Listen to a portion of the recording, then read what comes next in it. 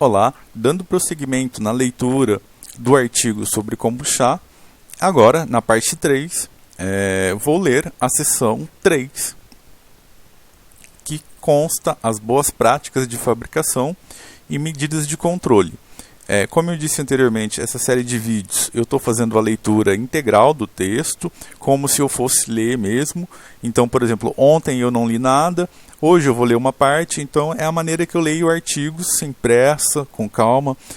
Caso eu estivesse procurando alguma informação específica, eu leria tudo de uma vez, ou leria com intervalos menores, mas normalmente eu gosto de ler com tempos espaçados, para poder dar tempo de digerir bem a informação. Então, aqui na seção 3, vou começar a leitura. Uma indústria de bebidas, para garantir a produção de alimentos com qualidade e segurança, deve atender aos padrões estabelecidos pelo Ministério da Agricultura, Pecuária e Abastecimento, MAPA, e pela Agência Nacional de Vigilância Sanitária, Anvisa. As normas relacionadas a condições higiênico-sanitárias, de boas práticas de fabricação e de procedimentos operacionais padronizados estão descritas na Portaria 326 de 1997 da Secretaria de Vigilância Sanitária do Ministério da Saúde do Brasil e na Portaria 368 de 97 do MAPA e também uma RDC de 2002 da Anvisa. Então, essas legislações são as normas sanitárias, higiênico-sanitárias no Brasil. Quem pensa em trabalhar na área de alimentos, em produzir alimentos, tem que conhecer essa legislação, e é interessante que de ponta a ponta e aplicado, porque isso aqui é a lei, a legislação brasileira. Então, para estar de acordo, é interessante entender como que funcionam esses pontos e a aplicação deles na sua produção. Isso para escala industrial, lógico. Na verdade, mesmo em escala caseira, a gente tem que obedecer essa legislação. Mas se a gente está produzindo um alimento para a gente, para consumo próprio, a gente tem que ficar atento com algumas coisas, com a questão higiênico-sanitária, mas a gente não precisa seguir o rigor da lei. Por exemplo, eu preparo o meu kefir para o meu próprio consumo, então eu não tenho essa necessidade de atender a legislação, garantindo também a minha segurança. Então, aqui tem a questão, dispõe sobre o regulamento técnico e procedimentos operacionais padronizados aplicados aos estabelecimentos produtores industrializadores de alimentos e a lista de verificação de boas práticas de fabricação em estabelecimentos produtores industrializadores de alimentos aqui no Brasil. Outras normas, como a Portaria 40 de 1998 e a Instrução Normativa 5 do ano de 2000 do MAPA, também auxiliam na elaboração das boas práticas de fabricação e estabelecem procedimentos e responsabilidades no controle de produção de bebidas baseados nos princípios do sistema APPCC, análise de perigos e pontos críticos de controle. Isso também é interessante. Então, quem quer trabalhar, quem quer produzir um alimento para vender, tem que estar atento a todas essas normas, essas instruções normativas e como isso guia ali o seu trabalho na hora de fazer. Não basta saber apenas a teoria da fermentação ou saber que um alimento pode ser benéfico ou que o gosto dele é bom, por exemplo, com a adição de fruta, mas como que é feita essa adição? Eu vejo algumas pessoas que vendem cursos de bebidas, enfim, dando a receita, mas o preparo dessa receita ele deve estar de acordo com a legislação no caso de um produto que você pensa em comercializar. Se é como aquilo, se é para seu uso próprio, para sua ingestão própria, como se fosse a comida que a gente faz em casa, o nosso feijão, não tem problema, a gente não precisa seguir uma legislação para fazer comida caseira, para o nosso próprio uso. A gente só precisa ter noção de higiene e da questão sanitária para o nosso próprio consumo. Agora, para comercialização, ainda mais quem vai procurar um registro no MAPA, quem vai usar ali a questão da sua empresa, vai registrar um produto, isso tudo tem que estar muito bem de acordo com essa legislação vigente e atual. De forma geral, a legislação estabelece requisitos que definem os principais aspectos tecnológicos e necessários ao processo de fabricação, conservação e elaboração de alimentos e bebidas para reduzir os riscos de contaminação do produto. As boas práticas de fermentação são regras que definem a forma ideal de se conduzir processos de produção de alimentos na indústria, no que diz respeito aos métodos higiênicos sanitários, de limpeza, de comportamento dos manipuladores, da adequação dos equipamentos, adequação do edifício, manutenção das instalações, controle de pragas, controle de abastecimento de água, controle de higiene e saúde dos manipuladores, controle de registro do processo e garantia da qualidade do produto final. Então, envolve tudo isso.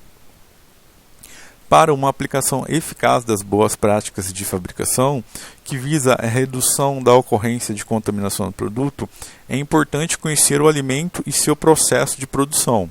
Aqui eu acho que entra mais a parte desse conhecimento que a gente tem que buscar. Por exemplo, no caso do kombucha, a gente entender a bebida, entender o que é o Scooby, conhecer as matérias-primas, entender a fermentação, as características da bebida, a característica da fermentação, e isso aqui é importante. Com base nesses conhecimentos que a gente aplica as boas práticas de fermentação. Então, por exemplo, temperatura.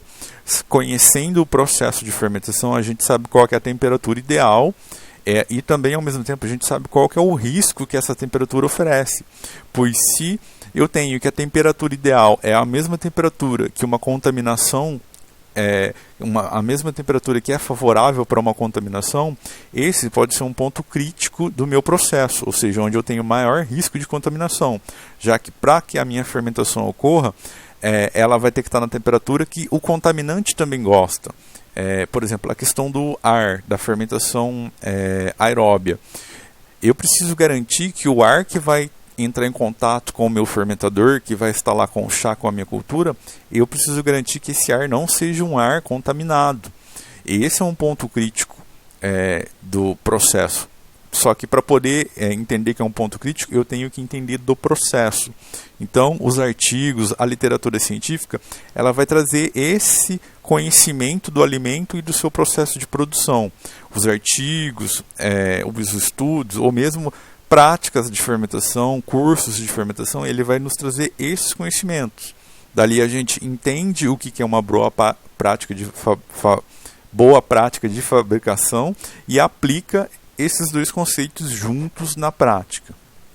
Então, aqui está falando, que para que o produtor de alimentos possa entender e gerenciar os perigos que estão associados a possíveis contaminações, que foi o que eu acabei de dizer. Porém, deve-se considerar que quando os procedimentos das boas práticas de fabricação não forem o suficiente para garantir a segurança do produto, devem ser gerenciadas por uma combinação de medidas de controle. Para ser implementado um sistema de APPCC, que em conjunto com as boas práticas serão definidas as diferenças entre os riscos que podem ser controlados pelas boas práticas e os perigos que exigem modificação no processo ou um controle específico. Aqui é um Códex de 2020. Então, a gente precisa de conhecimento para entender o nosso produto, entender o processo dele e também entender a questão das boas práticas e do APPCC. Esse número, um trabalho de 2013, relatou que a FDA, que é um órgão similar à nossa Anvisa, só que esse órgão é estadunidense, que é a Agência Federal Regulamentadora Norte-Americana, isenta a regulamentação às bebidas fermentadas e alimentos enlatados acidificados, e não a legislação específica para o kombucha. Então, parece que lá acaba sendo um pouco mais fácil, um pouco mais fácil não, mas parece que não tem uma legislação definida segundo esse autor, que falou isso em 2013, eu não sei nos dias de hoje. Então, essa é uma informação que a gente deveria buscar outros textos ou também buscar a informação no órgão lá no FDA para saber se já tem uma lei, o que mudou de 2013 para cá, já que já foram aí 9 anos, basicamente. No entanto, a kombucha é definida como uma bebida fermentada, obtida por um processo especializado e que, para obtê-la, os produtores precisam seguir as orientações protocoladas pelo FDA para controlar as possíveis fontes de contaminação, incluindo contaminações cruzadas, e apresentar medidas preventivas que devem ser implementadas seguindo um plano APPCC, para garantir o controle do processo da bebida e segurança alimentar. A tabela 4 relaciona uma análise dos possíveis pontos de perigos e medidas de controle baseado no processamento de kombucha para informar os produtores da bebida. Então, parece que essa tabela foi feita pelo autor. Deixa eu ver aqui embaixo. Ele não coloca... Cadê a referência? Aqui são as referências que o autor fez para poder montar essa tabela. E aqui ele fala dos possíveis pontos de perigo e medidas de controle aqui na produção do kombucha. Então, vamos lá. Na etapa de recebimento, o perigo químico, que seria a presença de resíduos de defensivos na folha do chá. Então, aqui envolve a qualidade da matéria-prima. Então, a medida de controle seria receber a matéria-prima de fornecedores com qualidade assegurada. Um perigo biológico, que seria uma cultura iniciadora com fungos e mofo. Então, a medida de controle seria receber uma cultura iniciadora com qualidade assegurada, ou seja, o seu SCUB, a sua cultura, ela ter uma qualidade assegurada microbiologicamente. Então a identificação dos micro-organismos seria muito importante. Então, nesse ponto, já mostra que para um processo industrial a gente começa a trabalhar de uma forma muito diferente de um processo artesanal. Que no processo artesanal a gente usa muito a questão intuitiva, a questão de não ter tanto controle. Aqui, tanto principalmente as matérias-primas precisam de um controle assegurado. E, lógico, tudo isso é documentado também. A preparação do chá tem aqui a questão de um perigo biológico, que seria a fervura, sobrevivência de micro-organismos patógenos, e o perigo de utilizar água contaminada. O controle seria o treinamento do pessoal para a fervura adequada e realizar análises periódicas da qualidade de água e da concentração de cloro da água, já que o cloro é um agente que não deixa ocorrer uma contaminação biológica na água.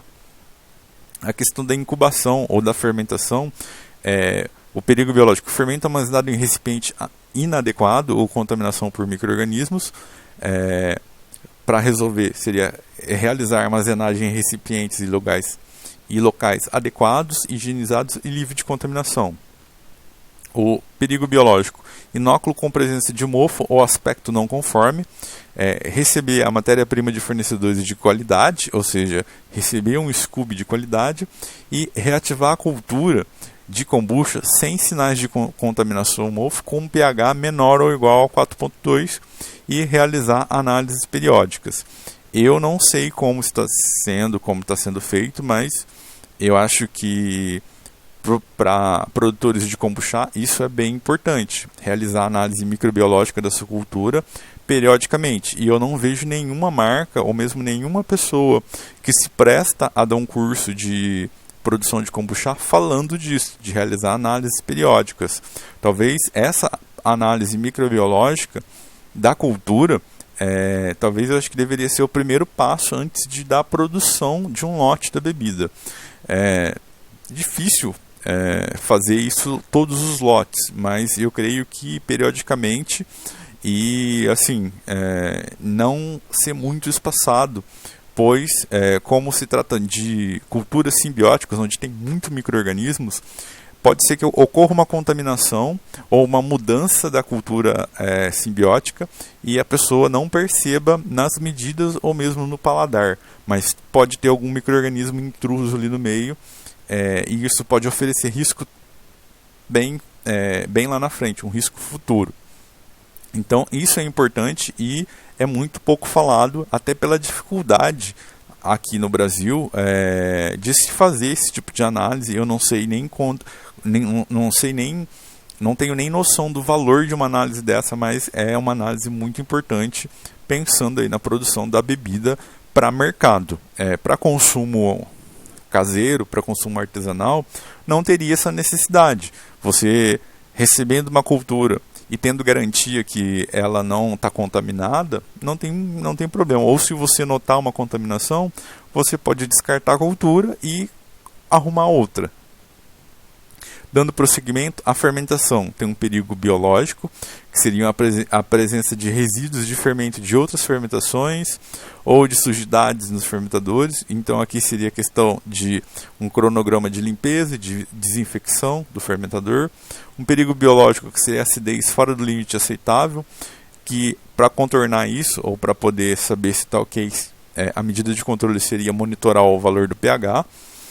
Eu acho que o pH é importante nesse caso, para eliminar o perigo biológico, mas um controle interessante para monitorar a fermentação, eu acho que seria a acidez total. O pH é muito válido para a questão de segurança, ou seja, se está abaixo de 4,2, está seguro. E depois a questão da acidez total, para poder saber a que ponto a fermentação está. A questão da remoção da cultura tem um perigo biológico de contaminação cruzada por micro-organismos patógenos através do manipulador e dos utensílios. Então, aqui, boas práticas de manutenção e treinamento em higiene pessoal resolveria. Então, essa questão do manipulador entra todos aqueles cuidados de unha cortada, do uso de luva, cabelo preso, para evitar esse tipo de contaminação. E a questão de contaminação cruzada, por utilizar, por exemplo, um equipamento que você utilizou para mexer com uma matéria-prima, e depois você utilizar ela já com um produto em acabamento ou em processamento. Então, aquela contaminação que estaria lá no começo não passou pela fervura e vai entrar em contato ali com a sua bebida. Isso poderia dar problema.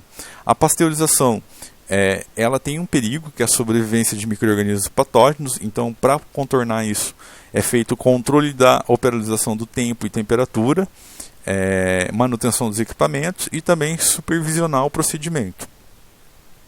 O invase, ele tem um perigo físico, que seriam fragmentos de vidro ou presença de corpos estranhos, insetos, materiais, e isso passasse para a bebida. Então, a lavagem das garrafas, supervisão da quebra de envasamento e um fornecedor idôneo para garantir que aquele material que está sendo utilizado é de qualidade. Então, esses foram os pontos apontados aqui pelo autor do artigo. Para garantir o controle de qualidade na elaboração da kombucha, o PIC autoriza o uso de processos tecnológicos adequados na produção, como a pasteurização, filtração, ultracentrifugação e veda a adição de micro-organismos após o processo de fermentação. Também permite o uso de coadjuvantes de tecnologia na fabricação, considerando que, quando adicionado, eles não devem ser utilizados em substituição às boas práticas de fermentação. Então, tem aqui uma informação do PIC falando que não dá para produzir o kombucha de uma maneira que substitua as boas práticas de fermentação. Então, aqui já tem as considerações finais do artigo. Deixa eu dar uma olhada aqui. É bem pequeno as considerações finais, então eu já vou fazer a leitura das considerações finais e terminar esse artigo. Da informação mais importante que eu li até agora, essa tabela, é muito importante entender essa tabela e botar tudo isso em prática, que seriam aqui a questão das boas práticas do kombucha. As considerações finais. Pode-se dizer que 6 pontos são cruciais para a elaboração do kombucha. 1. A utilização de água potável. 2. Uma matéria-prima de qualidade. 3. O monitoramento e controle do pH. 4. A temperatura durante o processo fermentativo. 5. O tempo de fermentação. E 6. Bem como a implementação dos protocolos de boas práticas de manipulação, com os registros dos controles das etapas do processo, respeitando os parâmetros da legislação vigente. Essas são as exigências mínimas que os produtores tenham bons resultados e obtenham uma bebida segura. Então, esses pontos que ele destaca aqui, até mesmo para a gente produzir em casa, são importantes, eles são cruciais para a gente produzir em casa, porque a questão da água potável, a questão da qualidade da matéria-prima, monitorar o pH talvez não seja tão interessante monitorar em casa. O equipamento do pHmetro ele pode oscilar bastante e um bom pHmetro é caro e ele requer uma manutenção e um manuseio adequado. Então essa leitura às vezes ela pode mais te desinformar do que informar. Então eu não veria necessidade disso em casa.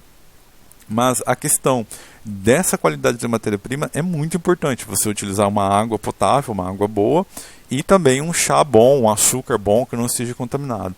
A temperatura do processo, controlar isso em casa também é um pouco difícil. Mas se a pessoa tem algum artifício para conseguir controlar, seria interessante também. O tempo de fermentação, talvez a gente controle mais o tempo do que a temperatura. E isso também é muito interessante estar atento. E é muito fácil de controlar o tempo de fermentação, porque basta retirar uma alíquota e provar. Então o nosso paladar acaba sendo a ferramenta mais importante nessa hora de definir o tempo. E a temperatura, nesse caso, pode ser deixada de lado.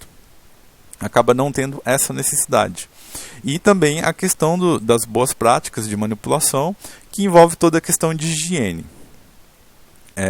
Aqui diz que a adoção de medidas de controle determina que as condições ideais de fermentação incentiva a melhoria contínua do processo produtivo e garante que a produção da kombucha seja desenvolvida por seus manipuladores e comercializada com qualidade. Isso é muito importante. Aqui tem os agradecimentos e as referências que foram usadas nesse artigo. Então, todas as informações que o autor cita no texto, elas foram retiradas de alguma referência. Isso é importante para a gente poder conferir algo específico. Aqui no caso não tem a necessidade, como eu disse, de conferir nada específico, mas se tivesse, eu procuraria aqui pela referência. Então, foi feita, eu fiz aqui e mostrei para vocês a leitura desse artigo sobre boas práticas de fabricação de kombucha.